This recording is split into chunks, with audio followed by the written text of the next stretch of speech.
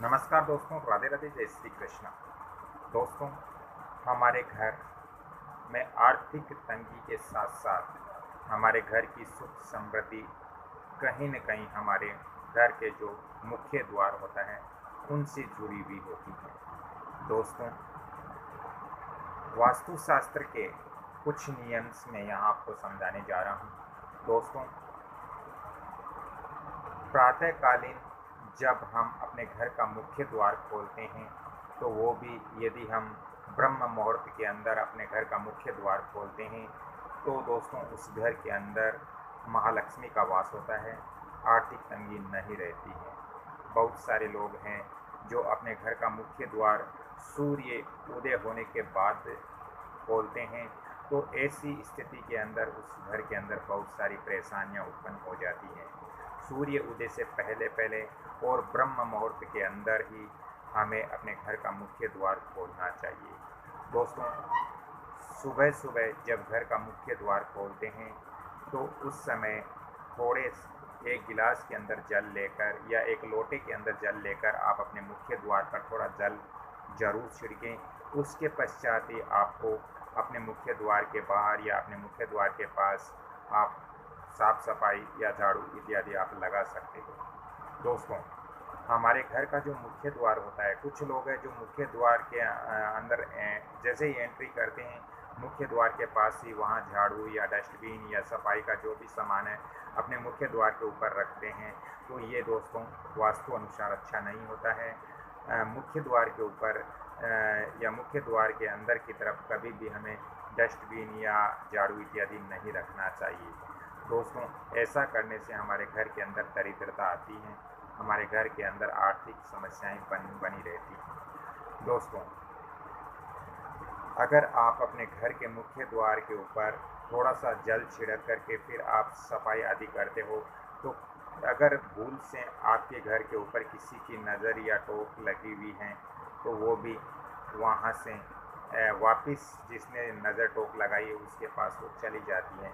ऐसा शास्त्रों के अंदर शास्त्रों का मानना है।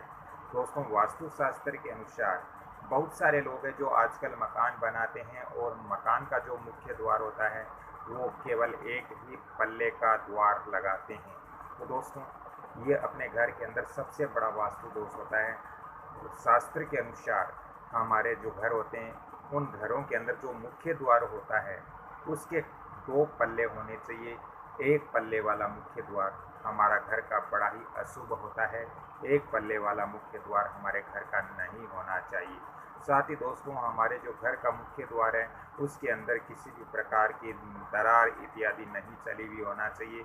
और यदि आपके घर का मुख्य द्वार थोड़ा पुराना हो गया तो उसके ऊपर आप रंग इत्यादि लगा करके या उसको द्वार को सजा करके आपको रखना चाहिए, क्योंकि द्वार कहीं से टूट गया है तो खंडित द्वार कहीं न कहीं आपके भाग्य को खंडित कर सकता है। आपके मुख्य द्वार में दरार यदि पड़ी हुई है तो कहीं न कहीं आपके भाग्य में भी दरार पड़ सकती है। इसलिए आप अपने घर का मुख्य द्वार पूर्णतया साफ सुथरा और अच्छा और सुंदर जरूर रखें। दोस्तों, इसके साथ ही बहुत सारे मकानों में जब मैं विजिट करता हूँ तो ये चीज़ मैं देखता हूँ कि दोस्तों, जो घर का मुख्य द्वार होता है वो नीचे जो ज़मीन होती है, जो तल होता है, उसको रगड़ करके खुलता है और रगड़ करके ही वापस बंद होता है, यानी वो दरवाज़ा बहुत टाइट होता है। तो ऐसी स्थिति हमारे मुख्य द्वार की नहीं होनी चाहिए। जब हम मुख्य द्वार खोलते हैं तो नीचे जो धरातल होते हैं, जो फर्श होते हैं, उन पर रगड़ बिल्कुल नहीं लगनी चाहिए। दोस्तों, इसके साथ ही हमारे घर का जो मुख्य द्वार होता है, ऐसा माना जाता है शास्त्रों के अंदर कि जब तक हम अपने घर का मुख्य द्वार नहीं लगाते तब तक हमारे घर को हम परिपूर्ण नहीं मानते। हम अपने घर को परिपूर्ण तभी मानते हैं जब हमारे घर का मुख्य द्वार लगा हुआ होता है। दोस्तों, मुख्य द्वार के सामने किसी भी प्रकार की बाधाएं नहीं होनी चाहिए।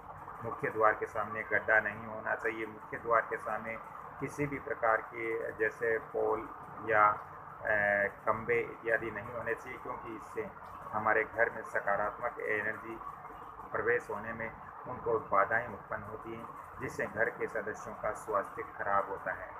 दोस्तों, वास्तुशास्त्र की ये जानकारी यदि आपको अच्छी लग रही है तो कृपया आप इस वीडियो को लाइक करें, शेयर करें, सब्सक्राइब जरूर करें और बेल आइकन घंटी के निशान पर भी क्लिक करें। अगली कड़ी में फिर मैं आपसे मिलता हूँ, तब तक के लिए मैं आपसे क्षमा चाहता हूँ। इस वीडियो को आप देखते रहिए और इस वीडियो को जितना ज़्यादा हो सके लाइक शेयर सब्सक्राइब जरूर कीजिए। धन्यवाद। जय श्री राम। राधे राधे। जय श्री कृष्ण। धन्यवाद।